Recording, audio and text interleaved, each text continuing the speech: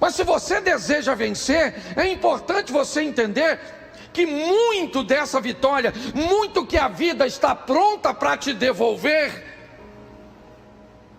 depende do que você está enviando para lá.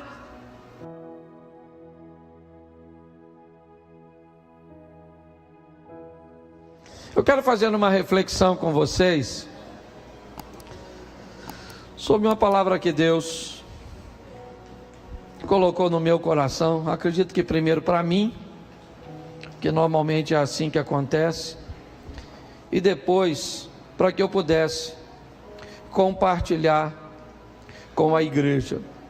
Abra sua Bíblia e, por favor, abra, marque, leia em casa depois. Eu vou fazer um pedido a você que tem criança nova, ok? É praticamente em determinados momentos impossível contê-la. Esse é um ambiente que para ela muitas vezes é desconfortável, ok? Então nós temos um berçário ali onde você pode acompanhar o culto. Ele é climatizado, é sonorizado. Então se o seu filho se mantiver quietinho, tranquilo, mantenha ele pertinho de você. Mas se por algum motivo ele estiver desconfortável, certo? Nos acompanhe dali, porque isso ajuda bastante. Eu sou de casa, eu sou tranquilo no que diz respeito a isso, certo? Mas eu estou até dando um alerta à igreja, porque às vezes nós estamos recebendo um convidado e nem todo mundo consegue manter a concentração na hora da fala, certo? Visto que às vezes a criança está chorando ou está gritando em algumas situações, tá bom? Então nos ajude aí. Profeta Daniel, capítulo 1. Eu falei o quê? Nossa, falei Marcos? Sangue de Jesus tem poder. Nossa, minha mulher tem razão. Eu ando pensando uma coisa e falando outra. Daniel, capítulo 1, versículo 1. Daniel 1:1. No ano 3º do reinado de Jeoaquim, rei de Judá, veio Nabucodonosor, rei da Babilônia, e a sitiou. E o Senhor entregou nas suas mãos a Jeoaquim, rei de Judá, e uma parte dos utensílios da casa de Deus. E ele, volta por favor, e ele os levou para a terra de Sinar, para a casa de seu Deus, e pôs os utensílios na casa do tesouro do seu Deus. E disse o rei a Aspenaz, chefe dos eunucos, que trouxesse alguns dos filhos de Israel da linhagem real e dos nobres, jovens em que não houvesse defeito algum, formosos de aparência, instruídos em toda a sabedoria, e sábios em ciência, e em entendimento no conhecimento, e que tivesse habilidades para viver no palácio do rei, a fim de que fosse ensinado na letra e na língua dos caldeus. Feche os seus olhos. Senhor nosso Deus e Pai, em nome de Jesus, eis aqui a tua palavra. Usa-me como um canal de bênção nesta hora, pelo poder do nome de Jesus. A igreja pode dizer amém? Amém. Isso. Vamos começar por aqui, porque eu quero te mostrar alguma coisa, ou algumas coisas, sobre o sucesso de Daniel. Por que que esse rapaz e seus amigos receberam tantas coisas da vida e tantas coisas de Deus? Eu gostaria de separar essas duas fontes, vida e Deus. Eu queria mostrar a você o quanto a vida pode ser gentil com você, o quanto a vida pode ser generosa com você. Na verdade, simplesmente devolvendo a você os frutos da semente cujas quais você plantou. Eu quero te mostrar o quão generoso e bondoso Deus pode ser com você. E quanto Ele pode te proteger em meio a adversidades e a problemas. Minha proposta hoje, como tenho feito muitas vezes, é fazer com que a nossa qualidade de vida melhore. É fazer com que as pessoas, principalmente aquelas que estão no nosso mundo, aquele mundo depois do culto, para onde nós temos que voltar, o ambiente cujo qual nós estamos inseridos, as pessoas que se interessam por aquilo que nós estamos vivendo, mesmo que não esbocem publicamente ou verbalmente esse interesse. Segundo a Bíblia, nós estamos envoltos sempre numa grande nuvem de testemunhas. E quanto melhor for o nosso testemunho, quanto mais bem sucedida e vitoriosa seja a nossa vida, em meio às imperfeições, em meio às crises, às perseguições e tantas coisas que nós sabemos que não podemos ignorar e que são reais, mas você pode ter certeza que você tem irmãos te olhando, você tem cunhados te olhando, você tem primos te olhando, você tem amigos de trabalho te olhando, você tem irmãos na igreja te olhando, você tem vizinhos te olhando, tem pessoas observando sua vida. Mesmo que você não note, pode ter certeza que essas pessoas estão atentas a tudo aquilo que está acontecendo com você. Primeiro, para saber como está a sua vida, e muitas vezes criar um ambiente comparativo entre a dele e a sua. Isso é perfeitamente normal. Mas principalmente para descobrir se há alguma vantagem em servir esse Deus que você serve, em andar com esse Deus que nós andamos. A vida pode ser altamente generosa com você. E se no ambiente de perseguição e de lutas você sofrer, pode ter certeza que Deus, e eu vou te mostrar isso no texto, sai em seu socorro, sai em sua defesa. Eu vou dar um testemunho para você rapidinho da igreja. Nós tivemos há um tempo atrás a perda de alguém muito precioso e que nos abençoou muito neste lugar. Um senhor de quase 100 anos, chamado Joaquim Bem-vindo.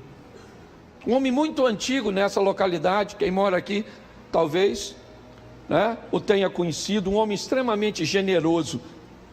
Ele era o dono do espaço do nosso estacionamento. Ele veio falecer. E com o falecimento de seu Joaquim, a sua propriedade foi dividida entre os filhos. E na época então, os filhos já me chamaram e disseram: pastor, precisamos explicar algo com o Senhor, ao Senhor. Nós vamos cumprir o contrato de locação do estacionamento, mas nós não temos o interesse de renová-lo. Assim que o contrato encerrar, nós precisamos do terreno. E louvado seja Deus por isso. Foram muito bons conosco todos esses anos e não temos nada do que reclamar.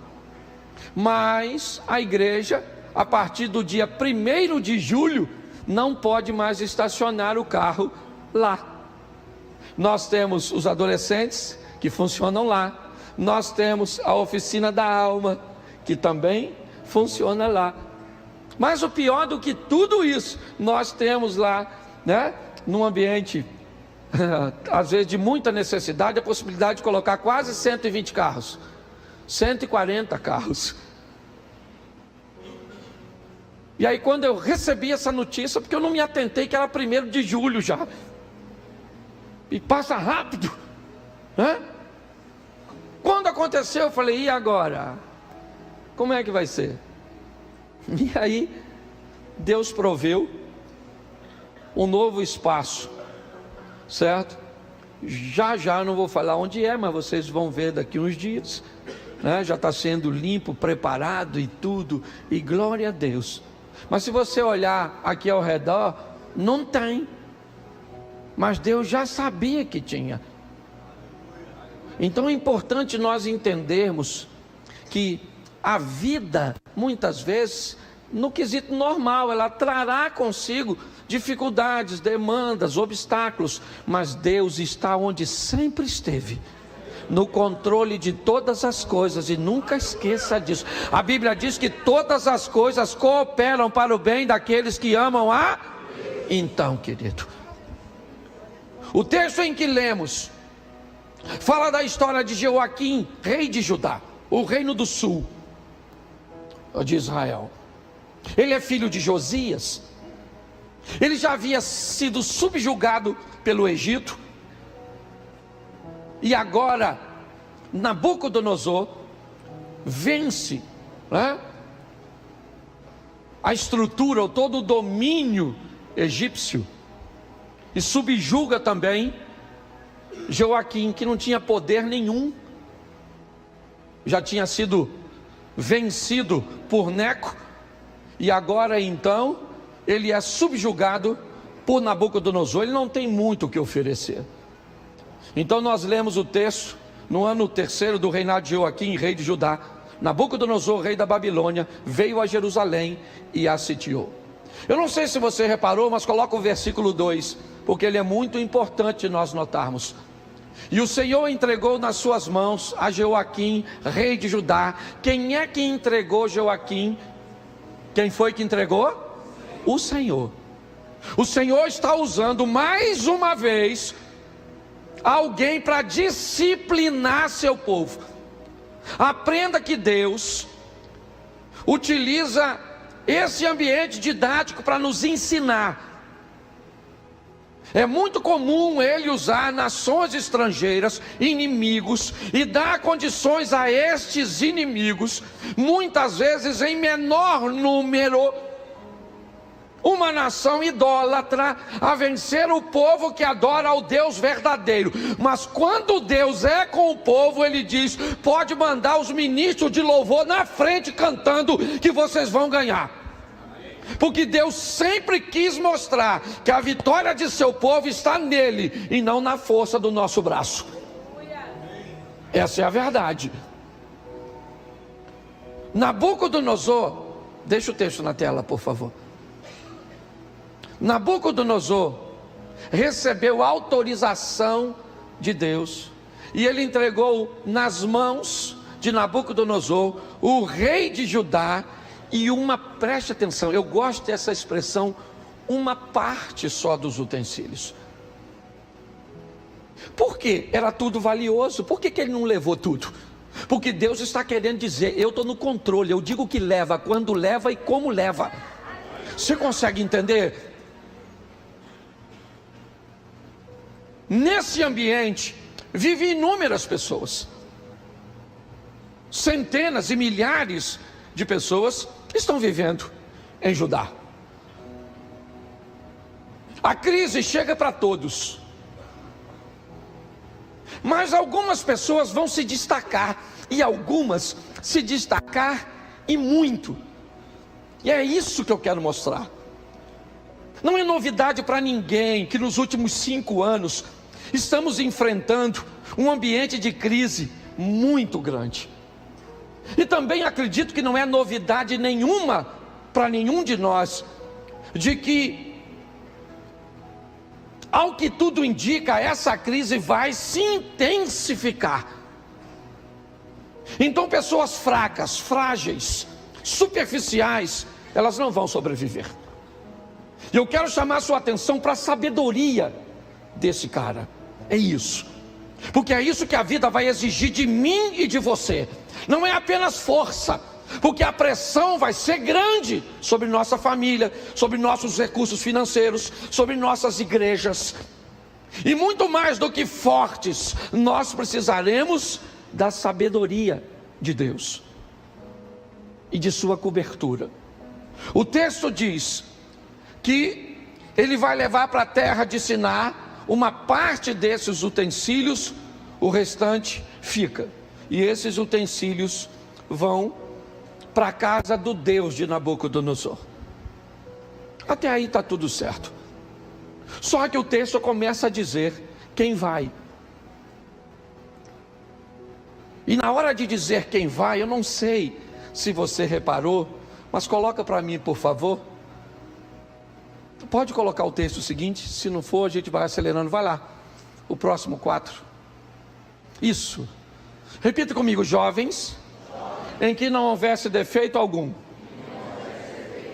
formosos de aparência, instruídos em toda sabedoria, sábios em ciência, entendidos no conhecimento, e que tivesse habilidade para viver no palácio do rei. Defeito algum. Vamos imaginar que essa expressão está sendo dita sobre defeitos físicos. Dependia deles, sim ou não? Não. Não dependia. Formoso de aparência. Dependia deles? Também não. Como é que você vai fazer? Às vezes amassa na viagem, uns irmãos. Vem esquisitinho. Pois é. Então eu queria que você entendesse que no início nós temos 2 adjetivos ou 2 coisas que esses jovens precisam ter, que na verdade não depende muito deles. Mas o restante, tudo depende deles. Depende de querer estudar, de querer aprender, de querer raciocinar, de querer se comportar, de entender o protocolo dos lugares, o que pode ser dito, o que não pode ser dito, a hora de dizer, a hora de não dizer, o que vestir, como agir. Principalmente o último, a habilidade de viver no palácio, o bom senso, a leitura do ambiente para saber como senta, como se expressa, o desejo de estudar, de aprender, de adquirir, de raciocinar. Eu queria que você parasse para pensar nisso, porque senão você vai começar a achar que Daniel é um homem que viveu tudo aquilo simplesmente porque Deus era com ele. E não é. Eu vou mostrar a você que muitas coisas na caminhada, quem fez diferença foi Deus na vida dele. Mas se você deseja vencer, é importante você entender que muito dessa vitória, muito que a vida está pronta para te devolver, depende do que você está enviando para lá. Ele vai, porque há um processo de seleção. Porque Nabucodonosor é alguém que sabe algumas coisas e talvez por isso, tenha sido quem foi, um dos maiores. Nabucodonosor sabe que ele não era capaz ou não seria capaz de resolver tudo. Mas ele também sabia que em algum lugar tinha alguém que era capaz de resolver o que ele não era capaz. Então o que ele quer é selecionar pessoas que sejam capazes de resolver problemas que ele não é capaz de resolver. Ele é bom, mas ele não é bom em tudo e não tem tempo para resolver tudo. Então ele cria um processo seletivo, dizendo quem é que ele quer nos corredores de seu palácio, sentado à sua mesa, comendo com ele, lhe servindo de conselheiro. Ele cria um processo seletivo, jovens, sem defeito, boa aparência, entendidos, instruídos, aptos para estar no palácio. Você já pensou que em muitos lugares que você gostaria de estar, você não está, e o culpado de você não estar é você?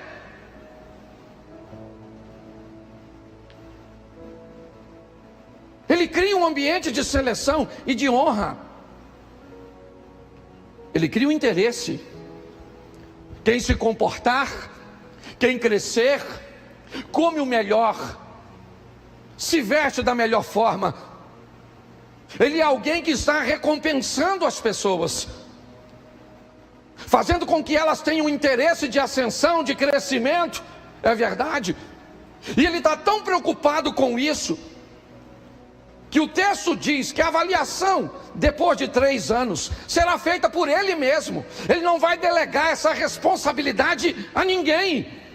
Ele está criando um ambiente de seleção, porque ele quer tirar deste ambiente as melhores pessoas, que sejam capazes de fazer por ele, ou no império dele, o que poucos conseguiriam fazer.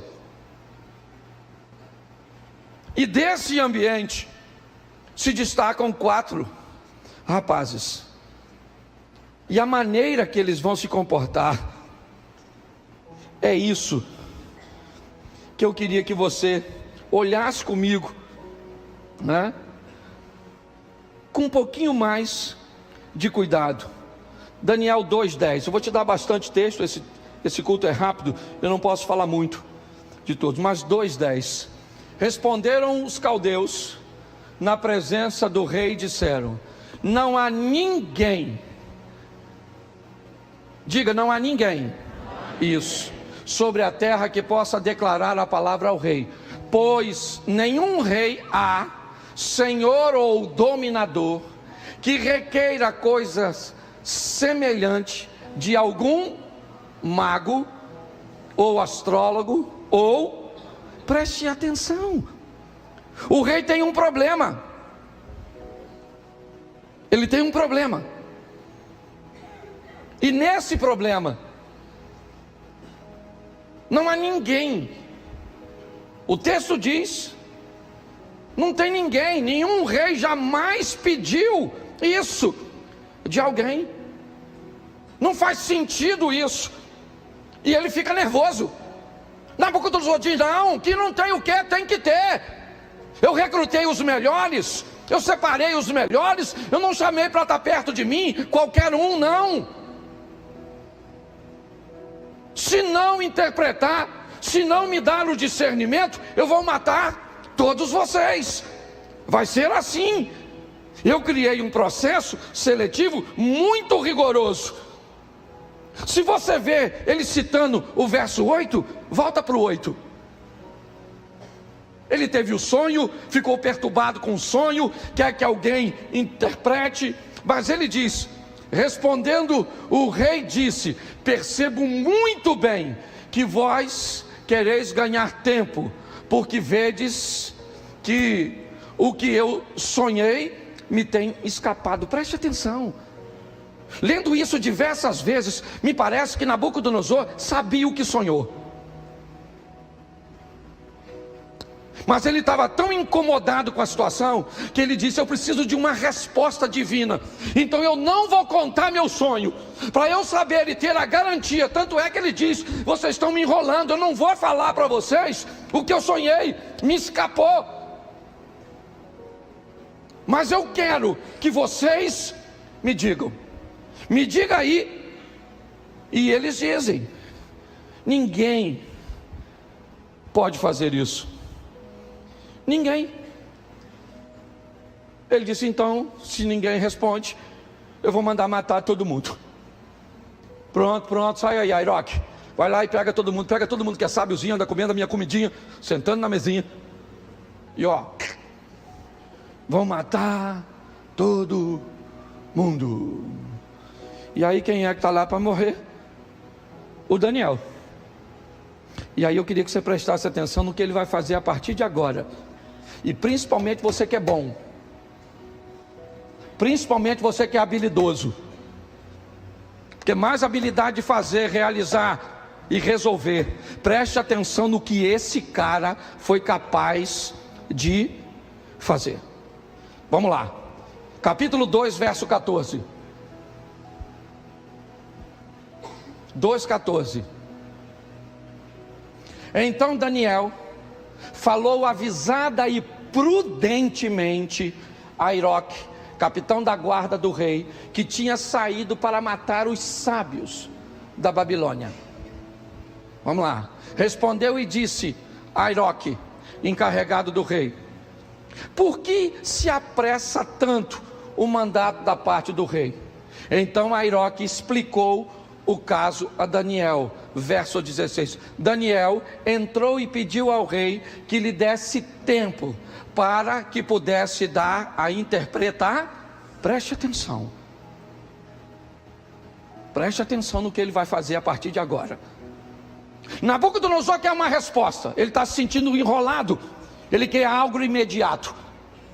Daniel então chama o capitão da guarda, Airoque, e de uma forma muito cautelosa, prudente, provavelmente a palavra avisada, certo? Tem a ver no conselho que ele vai fazer com seus amigos, e ele consulta a sua equipe, e eu já vou mostrar isso a você. Mas ele consegue uma audiência com Nabucodonosor e diz a Nabucodonosor: peraí, cara, o que você pediu é algo muito difícil, nós precisamos de um tempo, não é uma coisa simples o que você pediu para que seja feito. Note que ele está fazendo a mesma coisa que os outros buscavam fazer, ganhar tempo, sim ou não, só que de uma forma diferente. A acusação que Nabucodonosor fez aos outros não está fazendo, porque ele está levando as coisas a sério. Ele diz: calma, nos dê um tempo, certo? Para que nós consigamos te dar a interpretação, porque não é só a interpretação, nós precisamos saber o que você sonhou. E ainda, versículo de número 17: então Daniel foi para sua casa e fez saber o caso a Ananias, Misael e Azarias, seus companheiros. Verso 18: para que pedissem misericórdia a Deus. Preste atenção, porque eles agora estão diante de algo que a sabedoria deles não consegue alcançar, que a ciência não consegue ir. Eles estão diante de algo impossível de que alguém se resolva. Então ele chama seus amigos, reúne sua equipe e diz: agora é a hora de falar com Deus, de orarmos, de buscarmos em Deus, porque a solução para isso não está em nós, está em Deus. E Deus, Deus dos céus, sob esse segredo, a fim de que Daniel e seus companheiros não perecessem com o resto dos sábios da Babilônia. Mas ele tem um problema, queridos. Sabe qual é? É que ninguém conseguiu resolver, Abner. Entenda uma coisa, Sidney: quando você é capaz de resolver algo que ninguém pode resolver, isso vai ser fantástico, sim ou não? Mas vai ser terrível para você, porque o grupo de inimizade que você vai arrumar, de gente que vai ficar com raiva e com inveja de você ter resolvido. Até para você resolver problema, você tem que ter habilidade para resolver, porque senão você fica mal visto por muita gente, que vai detestar a capacidade que você desenvolveu, e desenvolveu por mérito seu, ou pela bênção de Deus também na sua vida. Ele está agora, ele pediu um tempo, e está todo mundo de olho nele. Todo mundo está de olho nesse cara. Se ele não resolve, morre. Se ele resolve, arruma um monte de inimigo. Isso é em qualquer instância, gente. É assim que funciona. E ele vai lá e descobre, sim ou não? Depois você lê, que eu não tenho tempo para falar tudo. Tá certo? Mas assim que ele descobre, olha o que ele faz, Abner, no verso 27 do capítulo 2. Bota aí. 2:27. Respondeu Daniel à presença do... Ele está conversando com Nabucodonosor, sim ou não? Olha o que ele fala para o Nabucodonosor: o segredo que o rei requer, nem sábios, nem astrólogos, nem magos, nem adivinhos podem descobrir algo. Olha o que ele está falando ele está defendendo a classe dele. Ele está dizendo para Nabucodonosor: pô, Nabucodonosor, vou falar uma coisa, pastor, isso não é coisa que você pede para a turma.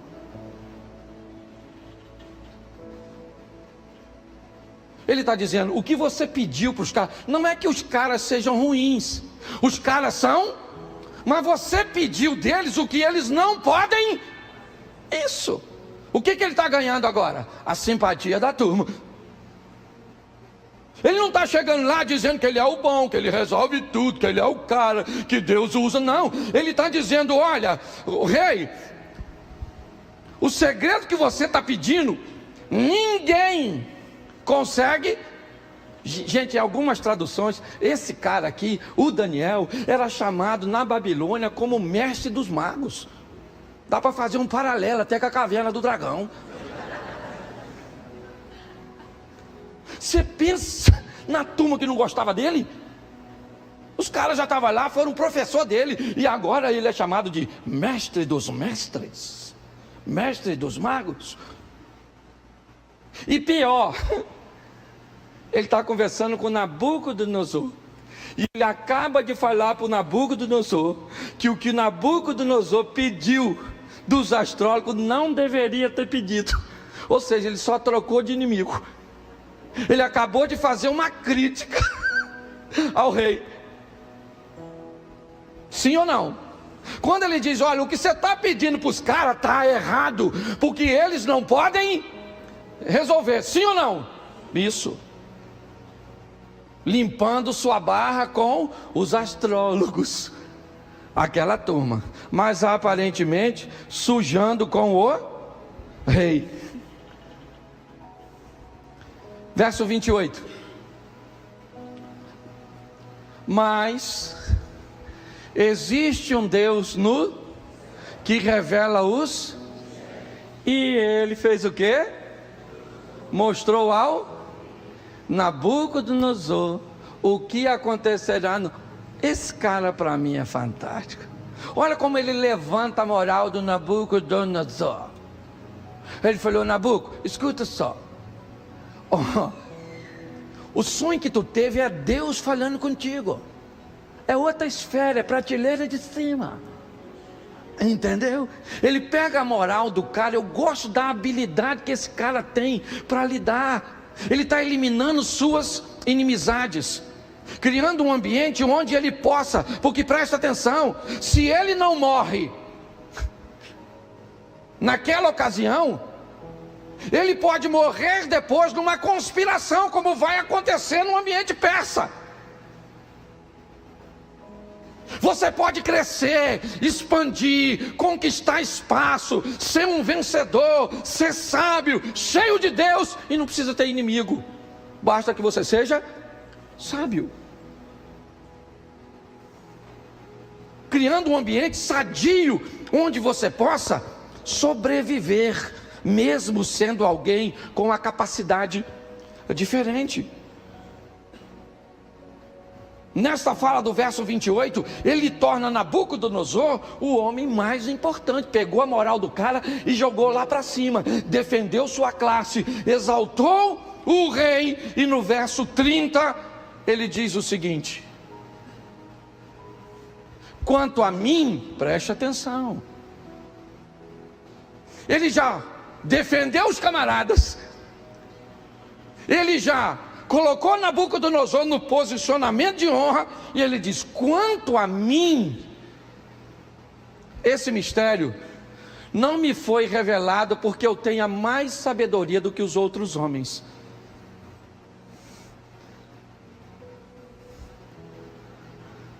Mas para que tu, ó rei, saiba a interpretação e entenda, certo? O que passou na tua, preste atenção. Às vezes nós não resolvemos problema no nosso casamento porque nos falta sabedoria.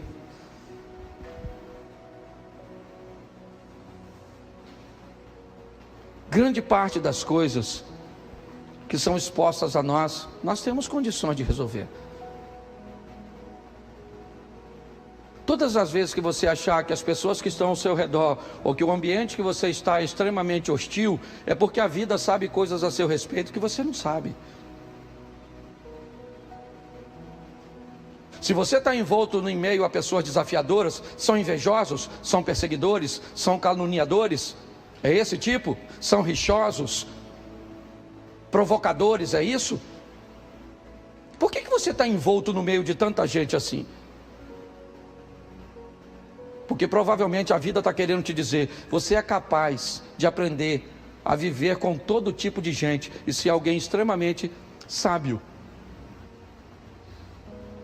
As perseguições vividas por ele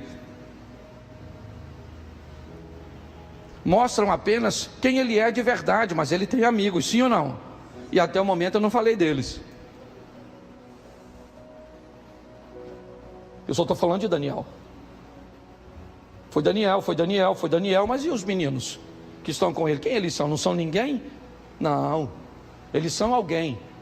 E não pode viver na sombra do Daniel, tem que ter suas próprias experiências. Então agora Daniel sai de cena. Entra a história da estátua. Cadê ele? Por que ele não está lá, Abner?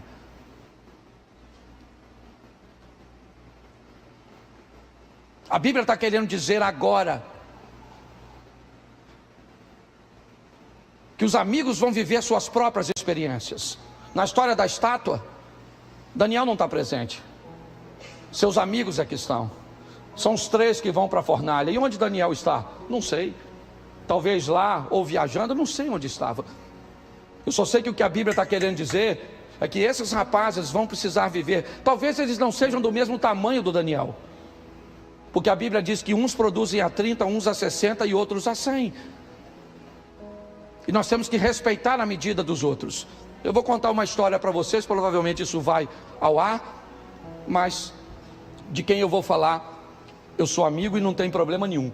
Eu fui participar de uma conferência em Londres, há uns anos atrás.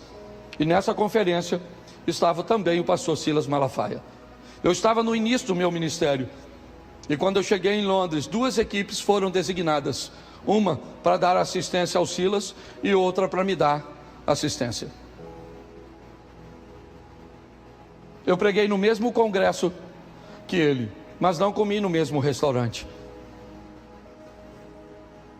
Não andei nos mesmos carros. Não fiquei hospedado no mesmo hotel. Não ganhei a mesma oferta. Sabe por quê? Porque ele era maior do que eu. Você consegue entender isso? Eu não estou dizendo maior, estou falando de ministério, de reconhecimento, de caminhada, de trajetória. Se você não respeitar isso, estou falando isso porque ele vai assistir, sabe? Hoje nós fazemos parte do mesmo grupo, ministramos, viajamos muitas vezes no mesmo ambiente, ficamos no mesmo hotel, mas não foi sempre assim. Mas quando isso acontecia, eu tive que ter a maturidade de entender que ele estava à frente. Os amigos de Daniel estão com ele, sim ou não? Mas vive o que ele vive? Sim ou não? Não. Mas tem com Deus suas próprias? Está lá. É importante nós entendermos isso.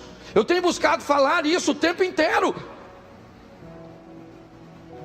para que tenhamos maturidade de descobrir o que Deus tem para nós. E esse camarada está vivenciando tudo isso.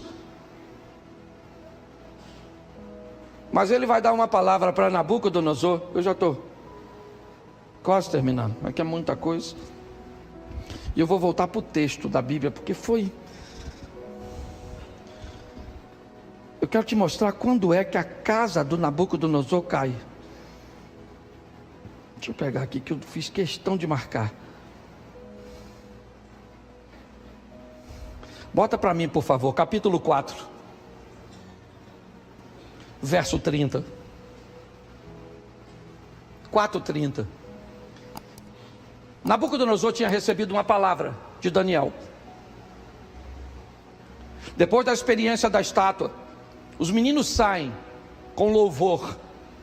Um decreto é assinado na Babilônia, de que todos aqueles que falassem mal do Deus de Sadraque, Mesaque, Abidnego, ou de Ananias, Azarias e Misael, seria penalizado. Os meninos andavam agora não mais na sombra do Daniel, mas na sombra do Altíssimo, do Todo-Poderoso. Mas as atenções voltam para Daniel, pois Nabucodonosor tem um sonho de uma árvore e de toda uma estrutura. E Daniel diz para ele: rei, eu espero que o sonho que o senhor teve seja uma sentença para o seu inimigo. É o que eu peço, porque é duro demais o que você sonhou. Mas ele não acreditou.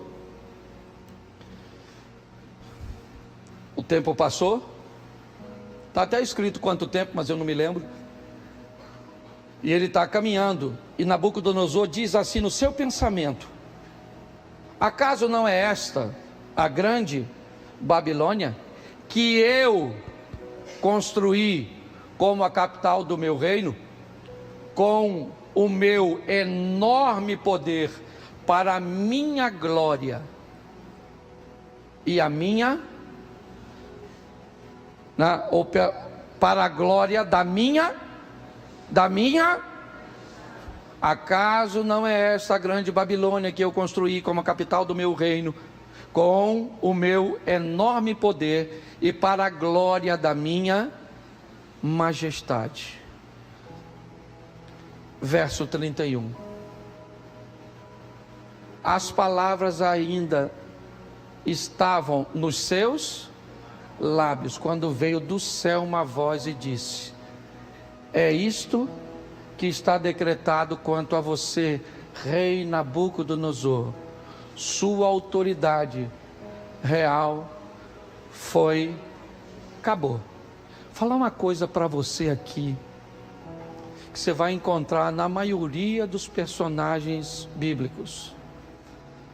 A hora que Deus diz: basta, chega, acabou, acabou, acabou Sansão, acabou Adão, acabou Davi, acabou, chega. Moisés, acabou. Samuel, acabou Saul, acabou. Cuidado, porque Deus não é bobo. Ele é misericordioso. Presta atenção, aqui acabou. Esse cara vai se converter. Lê a história dele e ele se converte. Ele só esqueceu de uma coisa preciosa: ensinar seu filho a lição. Mas ele se converte. Ele vira um bicho, literalmente um bicho. E num determinado momento a consciência dele volta. Ele volta de ministro. Ele reconhece quem é Deus. Está tudo escrito. Mas o tempo passa. Porque a vida não começou em você e nem termina em você. Essa é uma grande verdade. Sua história não começou em você. E ela também não vai terminar em você. Quando nós olhamos a próxima fase agora, numa festa, bota para mim, deixa eu ver aqui, capítulo 4 ou 5, me ajude aí. A festa do filho de Nabucodonosor. 5:1, já vou terminar. Só vou te mostrar uma repetição. Certa vez o rei Belsazar, filho de Nabucodonosor, que já morreu, deu um banquete para 1000 dos seus nobres. E com eles bebeu muito, presta atenção, muito vinho. Bebeu muito vinho, vai fazer besteira. É assim que funciona. Por isso que nós falamos, ó, longe do álcool. Ok? O álcool te leva para perto do Satanás. E Satanás te dá a bala, mas toma o doce. Bota aí. Enquanto Belsazar bebia o vinho, aconteceu alguma coisa? Sim ou não? Não, Deus está tolerando a manguaça. Está manguaçando, mas está tudo jóia. Deus está tolerando.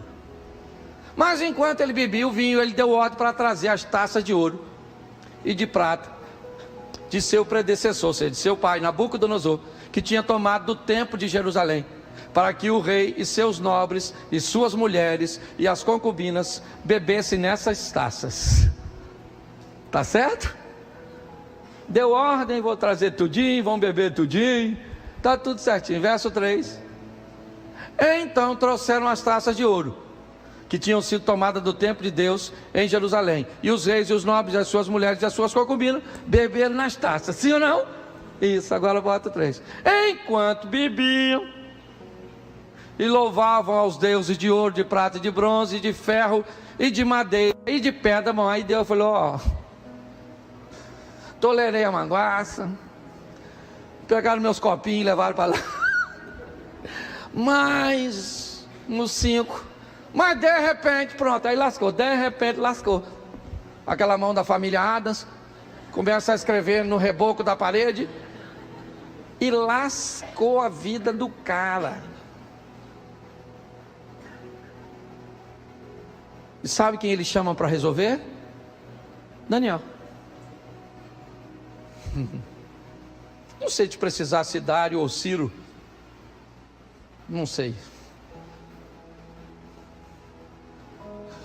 Eu sei que o Império Medo tinha dominado os persas romperam o domínio, venceram, né, o povo da Média, aquela turma que tinha vindo da Baixa Rússia, e agora eles dominam, e para mim, Ciro. Deus chama Ciro de servo, mas me parece, Dário, eu também não sou obrigado a saber tudo, essas fofocas a gente sabe depois, para mim não interessa, o negócio aqui estava lá e rebentou a boca, e é isso aí para mim. Presta atenção, o tal do Império Persa entrou, matou o Belsazar, e pasme você, o Daniel ficou no topo,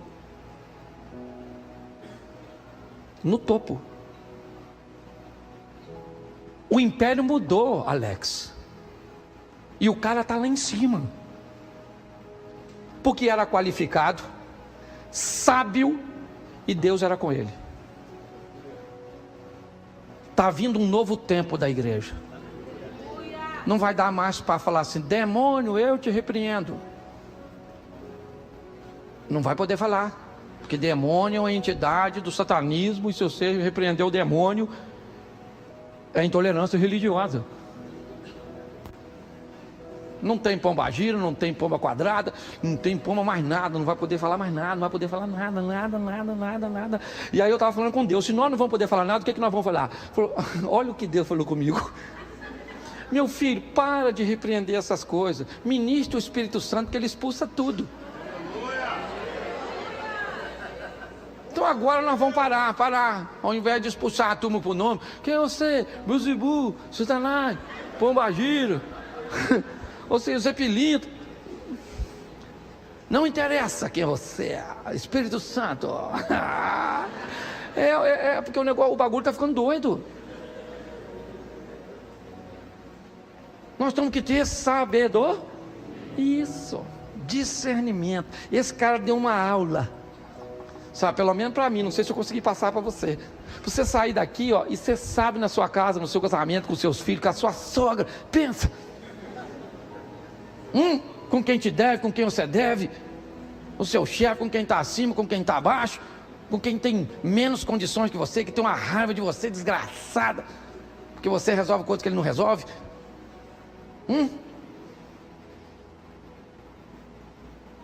Vamos sair daqui para viver, gente. Sabe por quê? Porque Jesus está voltando.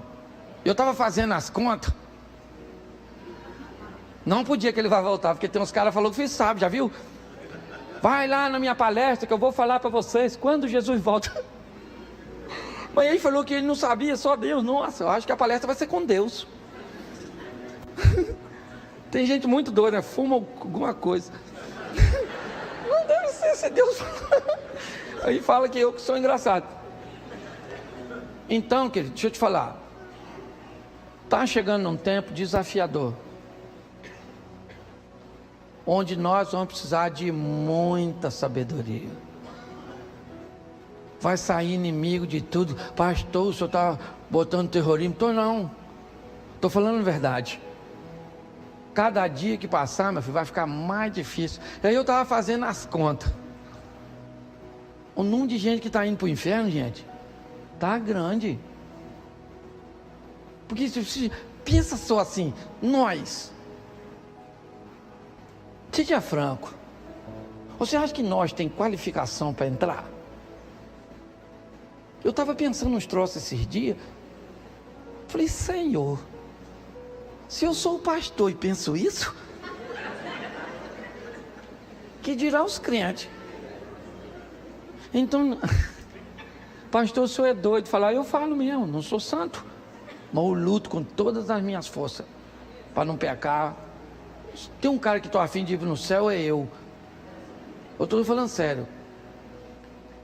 E mais, é ver minha casa, minha família, meus amigos, a minha igreja. Pensa, eu pregando lá no céu para vocês, mas seria maneiro, né? Não vai precisar não, mas sei lá, estou tão acostumado que eu vou chegar lá, posso dar uma pregadinha aí, anjo? Eu não é? É sério, estou pregando todo dia, às vezes 3 vezes por dia, estou igual um remédio controlado. Então, querido, vamos ter sabedoria. Por quê? Porque a gente está assim de gente, ó, muito qualificada, habilidosa, mas vamos juntar tudo para transformar a igreja do Senhor numa potência. Você pode ficar de pé? Isso. Feche seus olhos e fala para quem está do seu lado assim, seja sábio. Quando eu era garoto, falava sabido. Ô menino sabido. Tem umas palavras que não usa mais, né? Quem é que lembra da palavra cebosa? Ô menina cebosa. Assanhado. Ô menino assanhado.